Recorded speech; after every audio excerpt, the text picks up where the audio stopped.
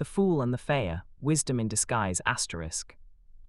The first light of dawn is a master of subtlety, a slow and patient artist whose brushstrokes of pale gold and diluted rose gradually reclaim the world from the deep, velvety indigo of night. And on this particular morning, that light touches the wide, bowl-shaped valley known as the Serene Meadow, a place where the silence is so profound one can hear the soft rustle of the mist as it clings to the countless blades of grass, each one a slender green spear holding aloft a perfect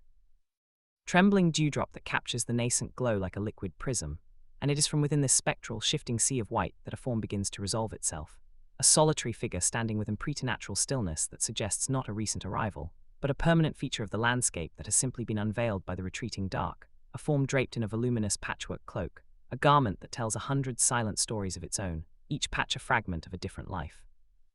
A swatch of faded crimson from a soldier's discarded uniform, a piece of dull ochre from a farmer's worn smock, a triangle of forest green from a hunter's mantle, and patches of a sky blue that has been weathered by sun and rain to a memory of its former brilliance, the entire cloak seeming less sewn together and more organically grown, like the intricate, symbiotic bark of an ancient, gnarled tree. The figure's face is hidden not by a mask of comedy or tragedy, but by a simple, smooth, featureless plane of polished white porcelain, a surface that reflects the world without revealing the observer, a blank slate upon which the entire fair would soon project its own fears, hopes, and judgments, a being known in the hushed tones of local legend and the scholarly footnotes of anthropological texts simply as the Fool, a title that carries the weight of a sacred office, a living, breathing question mark deliberately planted in the fertile, often fallow soil of a civilization obsessed with the brittle certainty of answers, a silent, walking challenge to the very foundations of logic and order. And this chronicle is not merely the biography of a single, enigmatic soul, but a profound and meticulous investigation into a timeless and universal human phenomenon, an exploration of the delicate, often invisible golden thread that connects the seemingly worthless pebble of apparent simplicity to the vast, hidden mountain of profound depth, where the jester's seemingly mindless laugh echoes with the unexpected gravitas of ancestral wisdom, and the simplest, most nonsensical of actions possess the alchemical power to unravel the most tightly wound and complex of human emotional and social knots, a journey into the paradoxical, beating heart of a truth that has guided sages for millennia. That sometimes the most direct and luminous path to enlightenment is a deliberately chosen, crooked and bewildering one, and that the one who appears to see the least, who stumbles and appears lost in fact, perceives the interconnected map of the world with a clarity that focused ambition cannot afford, a story that begins here in the crystalline quiet before the storm of human activity, with a single, motionless figure in a field, a still point in the turning world. To even begin to comprehend the significance of this solitary fool, one must first embark on a journey through the vast, echoing halls of human storytelling, to trace the silhouette of this archetype as it appears and reappears with uncanny consistency across the sprawling tapestry of global folklore, oral tradition, and even the earliest recorded myths. A recurring character who consistently, joyfully, defies social conventions, logical norms, and the very bedrock of common sense. Not out of malice, intellectual deficiency, or a desire for chaos, but from a place of profound, often unsettling, innocence or a perspective so radically alien to the established order that it can, at times, appear almost divine in its detachment. A personage who, in one well-documented tale from a remote mountain culture, walks unannounced and unafraid into the court of a powerful, arrogant ruler, and speaks a single, blunt, unvarnished truth about the kingdom's decaying foundations that no seasoned, calculating advisor would dare utter, thereby saving the entire society from its own consuming pride, or who, in another story from the annals of coastal fishermen, through a seemingly idiotic and wasteful action like trying to fill a sieve with water from the relentless sea, inadvertently demonstrates a profound principle about patience, saturation, and the nature of porous materials to a crowd of scoffing, pragmatic onlookers who suddenly fall into a humbled and thoughtful silence. The sheer poetry of the revelation striking them mute, and these stories, passed down through generations around crackling campfires and in hearth-warmed homes, are far more than simple entertainment for the masses. They are a vital cultural, psychological, and spiritual repository, a societal organ that functions as a necessary, life-giving pressure valve for communities grown rigid and brittle under the weight of their own hierarchy, tradition, and unspoken rules. A perpetual living reminder that the established order, for all its pomp, ceremony, and self-assured authority, is not infallible, that the emperor's new clothes are indeed invisible, and that raw, unadulterated, often uncomfortable truth prefers to wear the humble, torn, and travel-stained garb of absurdity rather than the pristine robes of academic or political authority, a concept later explored in depth by historians and philosophers of culture who point to the therapeutic and social necessity of the carnivalesque, the officially sanctioned yet inherently subversive space and time, like this very fair, where all norms are inverted, where the pauper is king for a day and the esteemed scholar is the designated dunce. Where the world is temporarily, joyfully, and purposefully turned upside down, allowing for essential cathartic release of social tension and a critical, transformative re-examination of the invisible structures that govern everyday life, proving conclusively that the fool is not an outlier or a mistake in the social contract, but a fundamental cornerstone of a healthy, self-aware, and adaptive society. The grain of sand in the oyster that eventually produces the pearl of collective wisdom. Our specific, finely detailed story finds its intricate and vibrant stage in the legendary Grand Faire of Aestoria, a sprawling, temporary city of canvas, wood, and raw human ambition that materializes like a collective mirage with the precise turning of the seasons in this wide, river-cut valley, a cacophony of sounds that forms a chaotic, thrilling symphony, the rhythmic, metallic hammering of coppersmiths shaping their wares, the frantic musical rise and fall of haggling voices in the merchant's lane, the melodic, sorrowful strains of a wandering minstrel's lute, the uninhibited laughter of children chasing a dog through the crowds, and the low, patient groaning of oxen pulling laden carts. A riot of colors that assaults the eyes from every direction, from the brilliantly dyed fabrics, reds as deep as wine and yellows as bright as sunflowers, hanging from lines like captured rainbows, to the boldly painted signs advertising miraculous elixirs for every ailment and rare spices from unimaginably distant lands, to the vibrant, earthy hues of fresh produce, oranges and purples and greens, piled high in precarious, beautiful mountains on wooden carts, a complex symphony of smells that assails the senses and triggers a flood of memories and desires. The rich, smoky aroma of spiced meats roasting over open fires, the clean, earthy scent of thousands of feet trampling the grasses, the cloying, sweet perfume of honeyed pastries cooling on windowsills, and the sharp, honest tang of newly tanned leather from the cobbler's stall, a place where the entire complex spectrum of society converges and intermingles, from the highest, silk-clad magistrates and their retinues to the lowest, calloused-handed laborers and itinerant farmers, all drawn by the twin, powerful, and primal magnets of commerce and spectacle, of opportunity and escape, of the chance to be someone else, if only for a few days. And it is here, in this vibrant, chaotic, and beautifully human microcosm, that our particular fool, a figure of deepening local legend known simply, and always as a Leo, makes his annual anticipated, yet always unexpected and slightly disquieting appearance, not as a scheduled performer on a designated stage with a set time and price of admission, but as a true force of nature. A wandering anomaly, a human spore carried on the wind of fate who interacts with the faire's inhabitants not with rehearsed jokes or scripted acrobatic feats, but with a series of meticulously silent, unpredictable, and deeply symbolic actions, small living parables performed without a single uttered word, that would become the stuff of local legend, discussed, debated, and dissected in taverns and around family supper tables for the entire ensuing year, a living, breathing, three-dimensional puzzle that the townsfolk and visitors would collectively, and often competitively, attempt to decipher, each person inevitably finding a different, deeply personal meaning, tailored to the unique contours and unresolved conflicts of their own life, a mirror that refused to show anything but the truth the viewer most needed to see.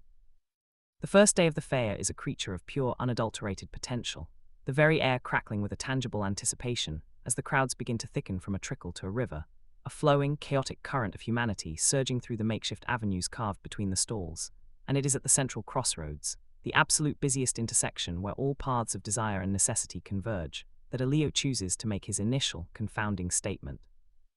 He stands perfectly still for so long, his patchwork form blending into the chaotic backdrop, that he becomes a part of the scenery, a statue in a garden of motion, and then, with a slowness that is both maddening and mesmerizing, he begins a methodical, deliberate action that captures the attention of those nearby. He reaches into a small, worn leather pouch at his belt and retrieves a single, perfect, sun-gold seed. Holding it up between thumb and forefinger for a long moment as if in offering to the sky, a silent invocation, then he bends down, ignoring the jostling crowd, the hurried footsteps that pass within inches, and with great, almost reverent care, uses his fingers to dig a small, neat hole in the hard-packed, unforgiving earth of the path, placing the seed within and covering it tenderly with the dark soil, a gesture of pure hope. But then, in a move that defies all agricultural logic and common sense, he selects a smooth, grey, heavy river stone from a small pile he had seemingly gathered beforehand, a stone large and dense, and with a final, decisive motion, places it directly, perfectly on top of the now invisible buried seed, a stone too weighty, too immovable for any sprout, no matter how determined, to ever hope to displace, and without a single glance at the gathering onlookers or a word of explanation. He simply stands, brushes the dirt from his knees, and melts back into the flow of the crowd, leaving behind a baffled and murmuring audience, some laughing uproariously at the sheer, glorious pointlessness of the act, a performance art with no audience but the bewildered others scratching their heads in genuine, frustrated confusion, while a small, thoughtful minority falls into a deep, unsettled silence, for they sense that the act is not merely an oddity. It is a riddle, a physical metaphor made flesh and earth and stone that hangs in the air, thick and palpable as the dust kicked up by 1,000 feet, and throughout the long day, the persistent, ghostly image of the seed beneath the stone lingers in the minds of those who witnessed it, a psychic splinter, subconsciously coloring their interactions and decisions, prompting a wealthy, established merchant named Sealers to pause in the middle of a lucrative deal and question, with a sudden, cold clarity, if he was crushing a promising, innovative new venture with the heavy, familiar stone of his own rigid business traditions, or a young, anxious parent named Liana to wonder, with a sudden, painful pang of guilt, if she was stifling her daughter's unique, artistic potential with the overbearing, smothering weight of her own fears and societal expectations, the fool's silent, simple actions serving as a flawless, unforgiving mirror, reflecting back not a universal answer, but a deeply personal and uncomfortable question that each person in the quiet of their own heart must now answer for themselves, the first stone cast into the still pond of the collective consciousness, its ripples only beginning to spread. The second day of the fair reveals a subtle but distinct shift in energy, the initial frantic excitement of arrival settling into the sustained, determined, and often weary rhythm of commerce and negotiation, and it is here, in the bustling, noisy, and fiercely competitive merchants' quarter, a narrow canyon of stalls overflowing with goods of every description, that Elio engages in his second, more complex and performative pantomime. He stations himself before a stall owned by a man named Corbin, a vendor known for his exquisitely crafted brass scales, instruments that are the very symbols of measured trade, of balance, equity, and objective value, their gleaming pans swinging like golden silent pendulums marking the transaction of worth, and Elio begins to act out an intricate, silent, multi-part transaction. He mimes taking an invisible object from the deep folds of his cloak, his gestures suggesting it could be a gem of immense, flawless worth or, with a slight change in the tilt of his head, a simple, humble loaf of bread, its nature and value left terrifyingly, intentionally ambiguous, and with immense, theatrical ceremony. He places this imagined treasure onto one empty pan of a displayed scale, the brass arm dipping convincingly under the weight of this phantom object. He then turns to the space beside him, creating an invisible patron from the empty air, and mimes receiving a counterpayment, carefully, judgingly placing this second phantom object onto the opposite pan, his entire body becoming a finely tuned instrument of expression. He will lean in, squinting with intense focus at the balance point that only he can see, nodding in grave, solemn satisfaction at a trade he deems perfectly fair and equitable, his shoulders squaring with a sense of cosmic rightness, or he will shake his head in profound, almost sorrowful dismay, his entire posture slumping with the weight of disappointment at an exchange he perceives as fundamentally unjust, removing the invisible item with a gesture of quiet, resigned sorrow. The crowd that gradually gathers is not mesmerized by flashy spectacle or loud declarations, but by the unnerving purity, emotional honesty, and silent narrative of the performance, a stark, wordless commentary on the abstract, often illusory nature of value itself, silently challenging every onlooker from the richest gem trader to the poorest beggar, to consider what invisible, intangible, and precious things they were trading in their own lives. Were they trading their finite, precious time for the hollow pursuit of mere coin, their personal integrity for fleeting social favor, their innate, childlike joy for a fragile, illusory sense of security, and forcing a moment of uncomfortable, unwelcome introspection in the most mercantile of environments, a silent sermon on moral arithmetic posed in a temple dedicated solely to the financial kind, a question that would haunt the merchant Corbin long after the fair had ended, making him double-check his weights and measures with a new, disquieting sense of ethical responsibility.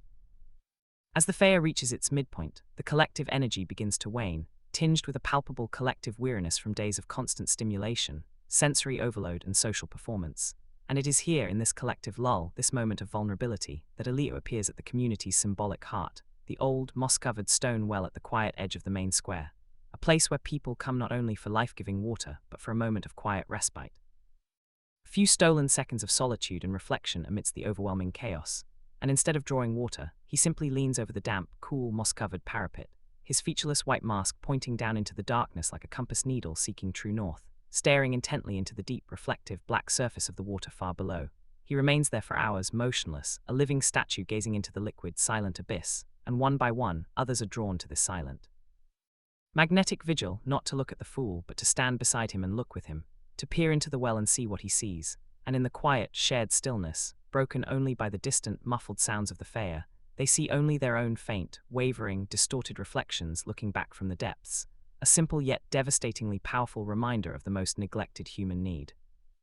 Need for honest self-reflection, for pausing in the midst of life's frantic, endless demanding fare to look inward, to truly see and confront the face with all its hopes, fears, and compromises that stares back from the darkness. An act that requires no words, no elaborate performance, no payment or admission, but whose shared silence is more profound, more unifying, and more unsettling than any speech or sermon, sending individuals away from the well not with a bucket of physical water,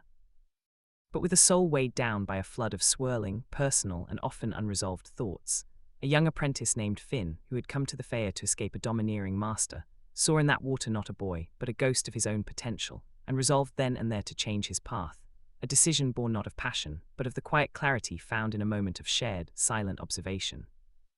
The fool's silent, accumulating activities, each one a pebble adding to the landslide, do not go unnoticed by the established authorities, and the chief magistrate of the fair, a man named Kale, a figure whose entire life, identity, and sense of self-worth are dedicated to order, predictability, procedure, and the unwavering, absolute authority of the written law, finds Elio's unpredictable, uncategorizable presence deeply disruptive, a variable that cannot be controlled, legislated against, or even properly defined. A silent, walking, breathing critic of the rigid, logical, and meticulously constructed system Kale has spent a lifetime building, enforcing, and believing in with every fiber of his being. And so on the fourth day, as the fool's influence seems to be reaching a subtle crescendo, Kale decides to confront him directly, not with the threat of guards or imprisonment, for the fool had broken no written statute, but with the sharp, refined weapon of his own formidable intellect and rhetorical skill, intending to expose the emptiness, the mere theatrical performance, behind the impassive porcelain mask. He finds Elio sitting on a low, sun-warmed stone wall near the edge of the fair, away from the main crowds, quietly, intently spinning a simple, child's wooden top on the flat surface of the wall, watching its frantic humming gyrations with an apparent, childlike fascination, Kale, drawing himself up to his full imposing height and clearing his throat, poses a complex, layered, and deeply philosophical question about the inherent, eternal conflict between absolute, blind justice and necessary, compassionate mercy, a question dense with legal precedent and ethical dilemma, designed to trap a simpleton in a web of logical contradiction and reveal the fundamental lack of substance beneath the colorful cloak. Elio does not look up at the learned man, does not acknowledge the weighty question with anything but a continued intense focus on the spinning top, and as the top begins to wobble, its energy fading, its axis tilting, destined to clatter noisily onto its side on the stone, Elio, with a movement of startling grace and speed, reaches out a single, swift hand, stops it dead, capturing it at the precise moment before its fall, and holds it perfectly, delicately still between his thumb and forefinger. Then he offers the motionless, silent toy to the stunned magistrate, an action that speaks volumes, a library of wisdom contained in a single, elegant gesture, for in that simple, non-verbal response was the entire, complete answer to Kale's convoluted question. Justice is the spin, the active, dynamic, and relentless application of law, consequence, and societal order, but mercy is the hand that stops its inevitable, destructive fall, the still point of compassion, the intervention of understanding that prevents the breakage of spirit. The two forces are not warring opposites but essential, interdependent partners in a delicate, eternal dance. One cannot exist without the other without leading to tyranny or anarchy, and Kale, a man who has lived his entire life by the certainty of words, dense legal codes, and unambiguous verdicts, is struck utterly, profoundly silent by a fundamental truth of human existence delivered not through a lecture or a text, but through the silent, perfect metaphor of a child's toy, his entire intellectual and professional framework of certainty shaken to its very core, leaving him standing there on the dusty path, not as a powerful magistrate, but simply as a man humbled, unmoored, and strangely liberated by a wisdom that operated on a frequency he had never before been trained to hear. On the final, climactic day of the fair, a day traditionally reserved for grand, self-congratulatory speeches, the awarding of honors and prizes, and the formal celebration of civic pride and power, the entire population gathers in the main square, a sea of expectant, festive faces turned towards the raised wooden dais, the focal point of authority, expecting to see the magistrate Kale and the fair's wealthy, influential sponsors arrayed in their finest silks and furs, symbols of success and stability. But the dais is hauntingly, disconcertingly empty, save for a single, large, man-sized object shrouded in a heavy, royal purple cloth, a color of power and nobility. As the minutes pass and no one appears, the murmurs of the crowd grow from a curious buzz into a confused, then anxious, roaring wave of sound, and then a figure emerges not from behind the stage with ceremony, but from the very heart of the throng. Parting the people like a slow-moving ship through water, it is Elio, the fool, who climbs the wooden steps not with pomp or a conqueror's stride, but with a quiet, unwavering, and serene purpose. and he stands before the draped, mysterious shape, and with a slow, deliberate motion that captures the attention of every single soul in the square, he pulls the cloth away, letting it fall to the planks with a soft, definitive whomp, to reveal not a gleaming statue of a great leader.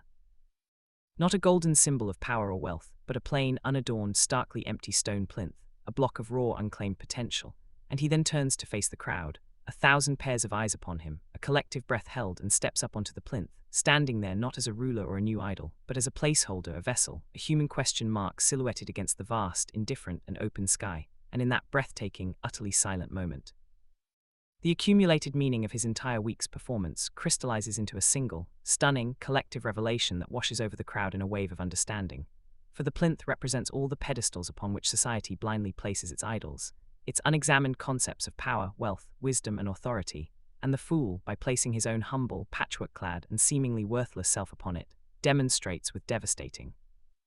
unassailable clarity that these structures are inherently, always empty, vessels waiting to be defined not by grandiose, distant, and impersonal symbols, but by the authentic, flawed, courageous, and beautiful humanity of every individual present, that true authority and wisdom lie not in external validation, inherited dogma, or the trappings of office, but in the authentic, even if seemingly foolish, actions, inquiries, and compassionate choices of the self, a silent,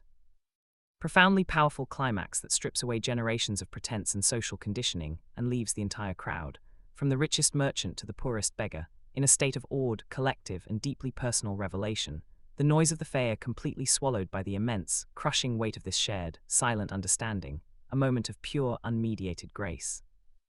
As the fair concludes, its energy spent, its purpose somehow both fulfilled and transformed, the vibrant temporary city is meticulously dismantled piece by piece, the colorful tents folded into neat, anonymous squares, the bustling stalls disassembled into piles of raw lumber, the crowds dispersing like seeds on the wind along the dusty roads leading back to their separate, ordinary lives, carrying with them not just purchased trinkets, practical goods, and memories of reverie,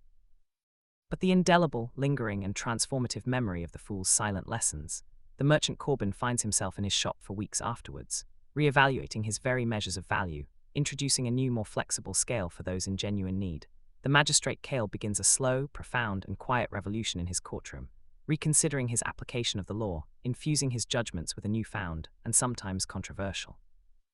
sense of the humanity it is ultimately meant to serve and protect. The parent Liana, who saw the seed in the stone, consciously rethinks her methods of guidance with her daughter, understanding the critical, delicate difference between protective nurturing and soul-crushing suppression, allowing the girl's unique spirit the space and light to grow, and the seed under the stone, though it will never physically sprout, has taken root and flowered in the consciousness of an entire community, its symbolic potential blossoming in 1,000 unseen, quiet acts of courage, introspection, and kindness. But Elio himself is gone, vanished as quietly and completely as the morning mist from which he emerged, his patchwork cloak a fading, almost dreamlike memory against the stark, turning autumn landscape. For the fool is, by his very nature and purpose, a transient figure, a catalyst not a constant, a spark not the ensuing fire, whose essential purpose is to disrupt, to question, to hold up a mirror, and to inspire, but never to settle, to lead, to provide easy answers, or to become an institution himself, for that would betray his entire reason for being. His ultimate power lies in his mysterious arrival, and his inevitable, necessary departure, in the fertile, aching void of questions he leaves behind, a space that is now filled not with his dogma, but with a new, more nuanced, more personal, and more courageous understanding of the world and the individual's sacred, responsible place within it. An understanding that must now be lived, not merely witnessed. The mist returns once more to the meadow, as it always does and always will. The grass is still damp with dew, the air is still and quiet, the physical scene is identical to the one we first observed. But our perception of this simple, natural scene has been forever and irrevocably altered, for we have journeyed together through the intricate, layered, and deeply human story of the fool and the fair, and emerged not with a simple, packaged moral or a 12-step plan to wisdom, but with a profound, humbling, and enduring appreciation for one of humanity's most enduring, necessary, and beautiful archetypes. The figure who, through apparent nonsense and glorious absurdity, reveals a more fluid, poetic, and beautiful kind of sense, who, by deliberately challenging, inverting, and playfully mocking convention, ultimately strengthens the very fabric of society by making it more flexible, self-aware, compassionate, and resilient, and whose true, lasting legacy is not a rigid doctrine, a set of rules to be followed or a text to be memorized, but a resilient, transformative way of seeing the world, a perpetual reminder that wisdom is not always solemn, reserved, and cloistered in dusty libraries, that it can, and often does, dance in a patchwork cloak in a dusty square, speak volumes through a purposeful and shared silence, and teach its most valuable, life-altering lessons through living, breathing, beautiful paradox, and that and arrogantly certain of its own rightness, there is an immense, revolutionary, and healing power in the simple, courageous, and deeply subversive act of planting a seed under stone, not with the futile, naive hope of seeing it grow according to a predetermined plan, but with the profound, world-changing intention of making everyone who sees it, for a single, transformative moment, stop in their tracks, forget their certainties, and wonder why, a question that is the beginning of all true wisdom.